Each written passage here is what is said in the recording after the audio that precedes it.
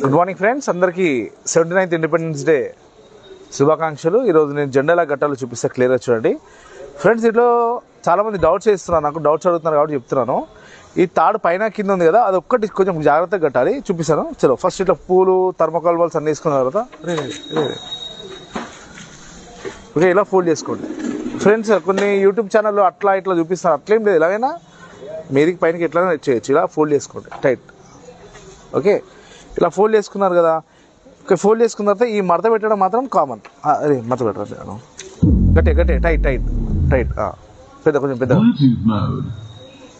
ఇట్లా ఇట్లా ఒకసారి నూనె వస్తుంది. సో ఇట్లా నీట్గా ఫోల్డ్ చేసుకోండి. నేను పెడుతున్నాను ఇలా కొంచెం ఫోల్డ్ చేసుకొని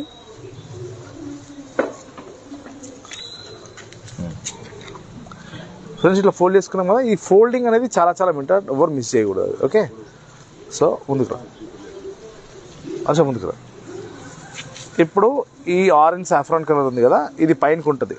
ఓకే ఈ గ్రీన్ కలర్ కింద ఉంటుంది. సో కింద తాడు తీసుకోవాలి. ఇక్కడ మెయిన్ టెక్నిక్ వచ్చేసి కింద తాడు. కొంతమంది పైన తాడు కడుతున్నారు కాబట్టి సో కొంచెం గడబడి అవుతుంది. ఓకే ఇప్పుడు ఈ తాడుని నీట్గా చుట్టండి. ఒకటా రెండా మూడు రౌండ్లు చూసుకోండి. 3-4 రౌండ్లు వేసేస్తే టైట్ అయిపోతుంది. సో ఒక్క సింగిల్ రౌండ్ మంచిగా నీట్గా వేసుకొని ఇప్పుడు ఇది మనం ఇట్లా గుచ్చాలి కదా, దీని కింద నీట్గా దోపండి అంతే.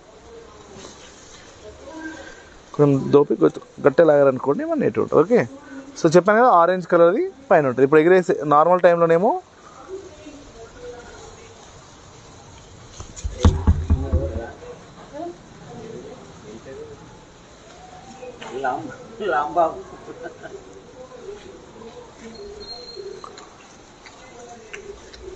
పైనకి వెళ్ళిన తర్వాత ఇది లాగితే సరిపోతుంది ఫ్రెండ్స్.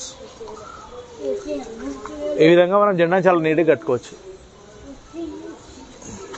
Thanks for watching.